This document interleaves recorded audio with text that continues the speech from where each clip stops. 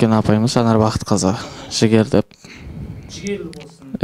Жігерлі болсын деп. Ауданға барған жоқпыз. Қай жерлерге бардыңыз? Алматыда республикаға. Республикаға. Қандай байқау болды жүрді? Әртүрлі аспаптардың арасында. Әртүрлі аспаптар. Сіздер тек үшеуіңіз күймен, е? Е. Мен күйге 6-7 жасымнан бастап қызыққан болатын, және 7-ші сыныпта осы мектепте домбыра үйірмесі ашыла бастады. Сол кезде анамен қызығушылығымды көріп, осы домбыра үйірмесіне қатыс деді.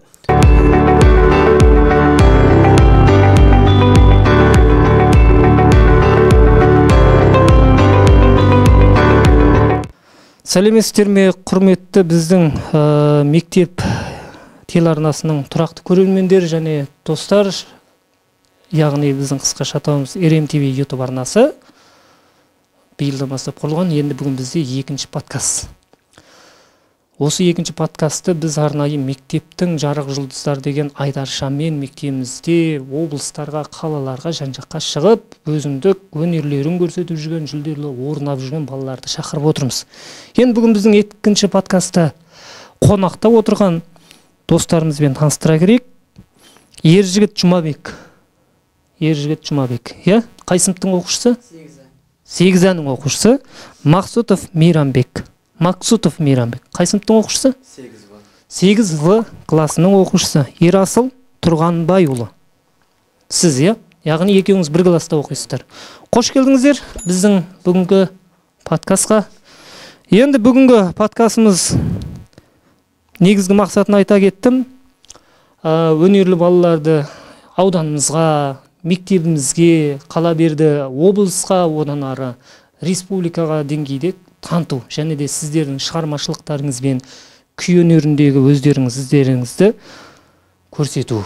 Сол мақсат енді қолға алып отырған жұмыс. Келгендеріңізге, шақырғанымызға құлақ асып келгендеріңізге шын жүректен рахметімізді айтамын. Және де сендердің күй өнерінде сендерге жетекші болып отырған Жанар Бақытқызы апайымызға да ризашылығымызды білдіреміз.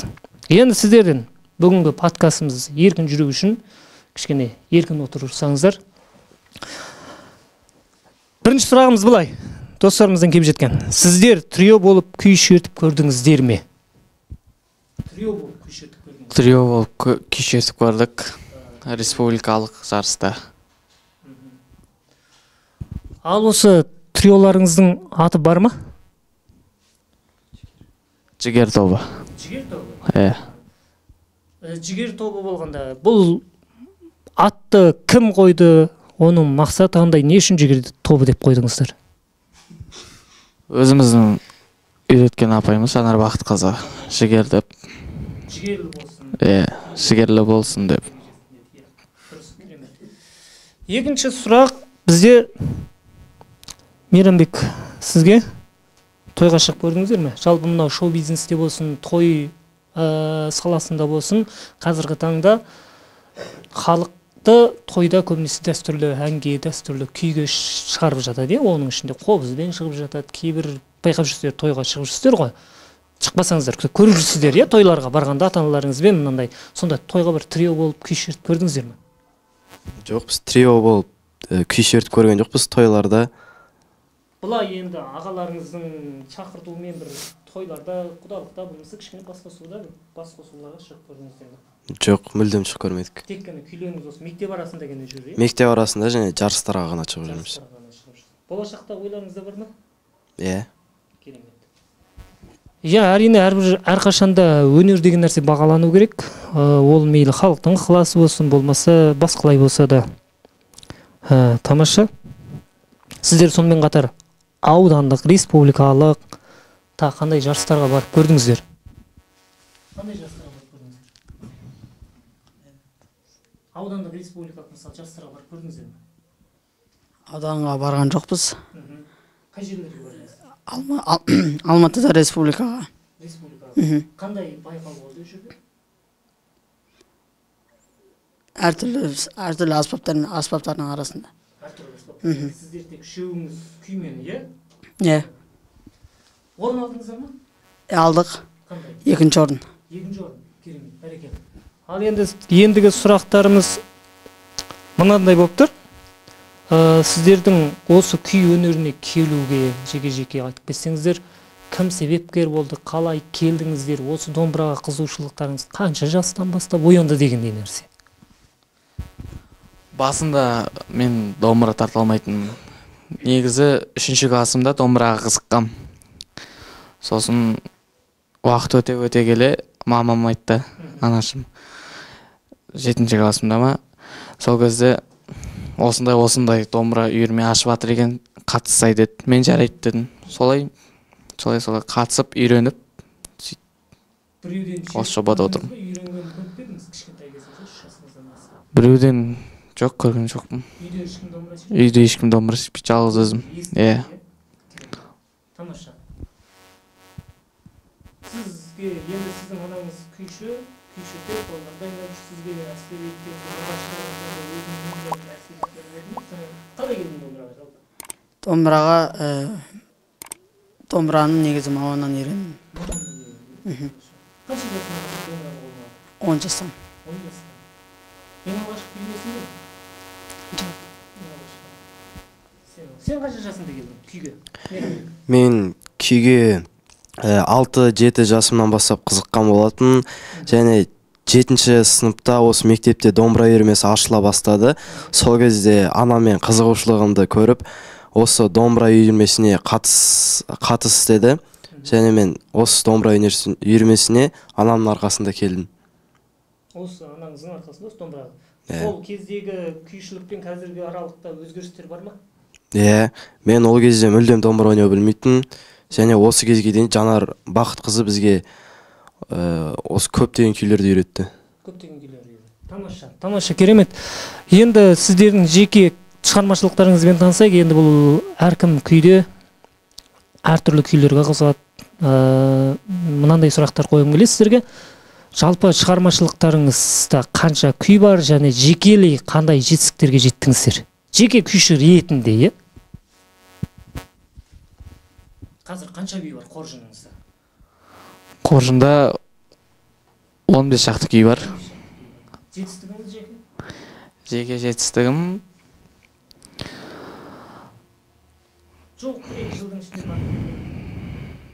Дәулеткерей Шығайұлының Көріғала деген күйінен республикалық байқауынан 1-ші орын иегермін. Тамаша, Дәулеткерей Шығайұлының Көріғала күйі. 1-ші орынды алдыңыз. 1-ші орын, республикалық деңгейде 1-ші орын алдым. Осы күй өнерін жалғастырып, ары қарай дамыту ойыңызда бар ма? Бар. Мақсатыңыз күйші болу ма, жоқ басқа салаға кетіп қалу? Мақсатым негізі күйші болу. Болашақта.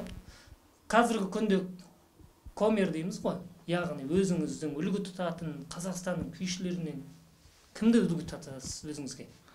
Негізі өзім Нұрғиса Тілендиевті өте қатты жақсы көремін. Сол кісінің күйлерін шығармаларын чертіп жүрсіз бе? Тамаша. Сіз ше? Жеке шығармашылығыңызда қанша күй бар қоржыныңызда бүгінгі дейін? Енді сізде жоқ деген 20-дай болу керек.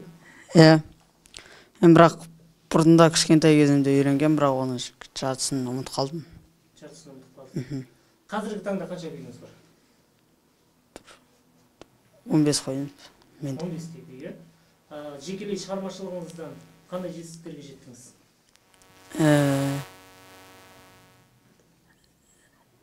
Облыстық, аудандық айта қойыңыз.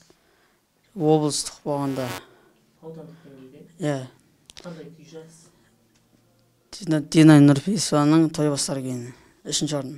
3-ші орын. Керемет. Дина Нұрпейісованың Той бастар күйі оңай күй емес, ода кәдімгідей үлкен күй. Сізде ше? Менде қоржынымда 15-20 шақты күйлерім бар. Және мен өзім жалғыз әлі күй орындаған жоқпын. Жарыстарға барған жоқпын, тек қана трио болып шыққан болатынбыз. Болашақта бару ниеттеріңіз бар, Жарайды, керемет. Енді қазіргі таңда сіздер Қазақстан Республикасының еңбек сіңірген қазіргі таңда көзі тірі күйшілерінен кімдерді танисыздар, және де бұрынғы өткен күйші ағаларымыздан кімдер танисыздар күйшілерден? Қазірге әлде бар күйшілер ма? Әлде бар күйші. мүмкін есіңізде бар болып жатса бұрынғы күйшілерден. Бұрынғы күйшілерден Нұрғиса Тілендиев және қазіргіде есіме түспей жатыр қазіргіде.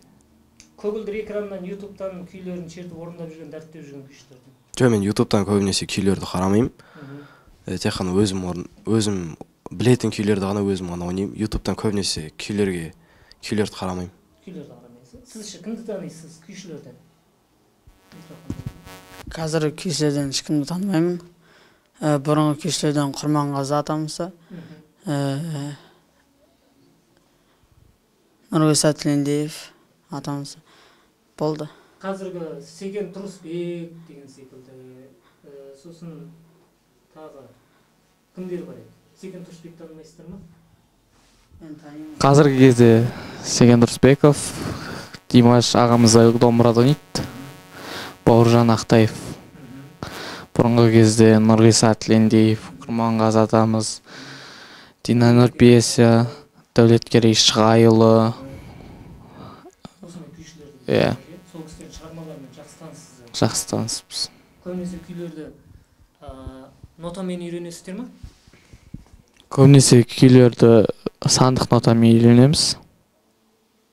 Сандық нотамен. Иә, сандық нотамен. Естіп, бұрынғы қазақи әдіс дәстүр бойынша естіп, құлақпен естіп, домбыраға салып, сұлық дейді ғой. Сұлықпен шертіп көрдіңіздер ме? Көрдім, мен де көрдім. Сенде қабілет бар ма? Иә, сұлыққа көбінесе. Сенде ше? Менде слухқа ондай ештеңе жоқ. Тек қана нотамен. Иә, нотамен. Керемет. Сенде ше?